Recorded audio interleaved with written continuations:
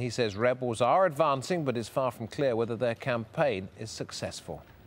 There's been a steady stream of opposition fighters going up this road. About 35 kilometres from here, you've got the town of Bin Jawad, and we understand that Gaddafi forces are making a stand there. There's heavy fighting. We have seen a stream of ambulances coming back carrying casualties, but we don't exactly know the extent of the toll at the moment.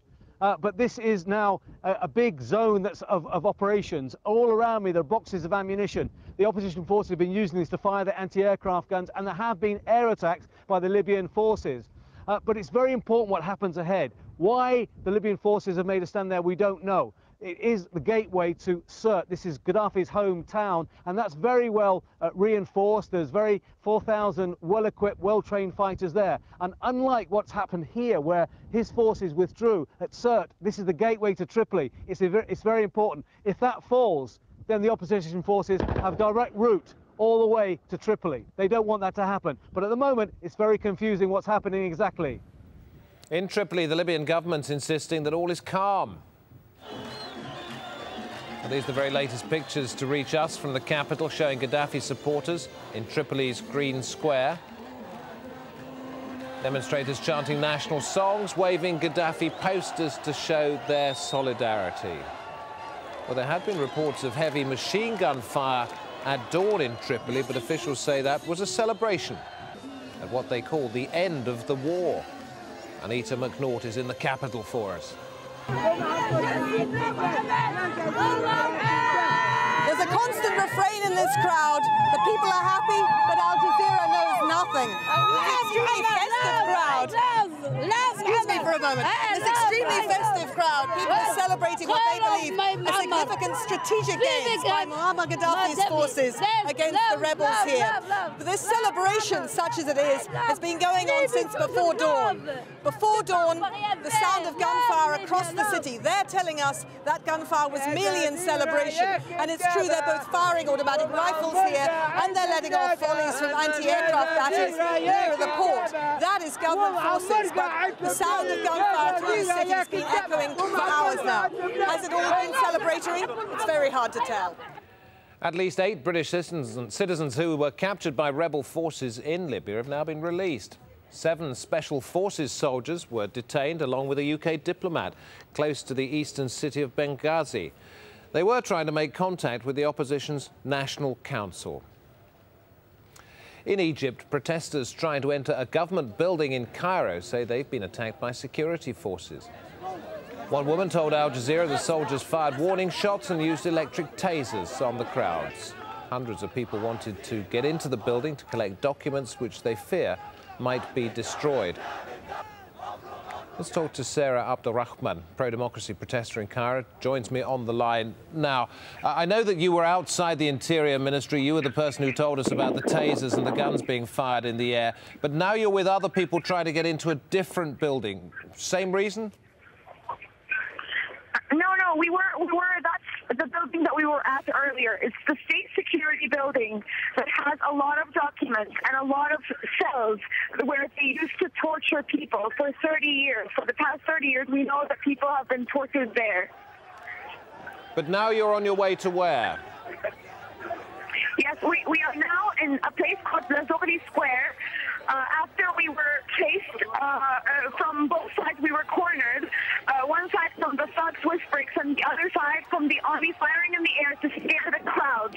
Apparently they were pushed. And we ran all the way to the Free Square, which was 5 minutes away. And then now we marched back to the same place to try to get in again. And when you get there, I'm not sure whether you're there already or not, what do you plan to do? Well, we are there, but the army is still barricading the building.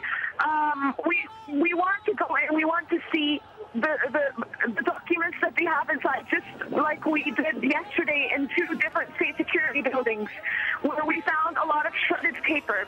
This is a symbolic thing. We know that there's no one inside, but this is symbolic. We need to take over the building. Why do you not trust the military council, the army on the streets, to protect these documents? We trust the army. We trust the army because apparently I've been now having conversations with army officials that are saying that they took most of the documents, the important documents, documents and they lock them down and they have them. But this is more of it's the citizens against the state security. A lot of people know that they have files that, you know, yesterday we found files of people doing, you know, just very personal things about people, invading everyone's privacy, small details about everyone, everyone, doing anything there. You know, every citizen has a file in there. A lot of people that have been tortured are back to go in there to take over the building as a symbolic thing, where they're going back to these cells where they were tortured. Thank you very much. Well, an Egyptian cabinet reshuffle announced on Sunday is going to see 3 new faces in key posts. The Egyptian Prime Minister's office says it's appointed as the country's new foreign minister. Mr. El Arabi, former judge of the International Court of Justice, who was a permanent representative at one stage to the UN. He replaces Ahmed Abulgate, who had been the country's foreign minister since 2004. There have been no new concessions for Bahrain's protesters, despite more than 2 weeks of rallies. Members of the majority Shia community want more representation in government. Demonstrators have been camped out at Pearl Roundabout since last month. And on Sunday, hundreds took their campaign to the Prime Minister's office at Gudabia Palace. They're demanding that he stand down. Our correspondent in Bahrain, who we're not naming for his own safety, sent us this report. Calling for the overthrow of Bahrain's ruler, King Hamad. They're headed for Pearl Roundabout. It's been occupied by pro-democracy protesters for nearly 3 weeks. Shia opposition figures say that after years of repression and the killing of 7 protesters last month, it's time for change. Sunday started with a demonstration outside the palace where weekly cabinet meetings happen. Sunni and Shia leaders denounced the Prime Minister, the King's uncle, who's been in power for over 4 decades.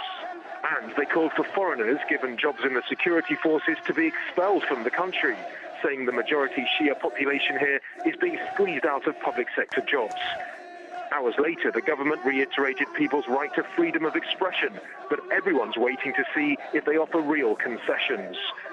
The government is, they've called for a dialogue with opposition parties and most of civic society to reach some sort of a compromise towards, some sort of a constitutional democracy.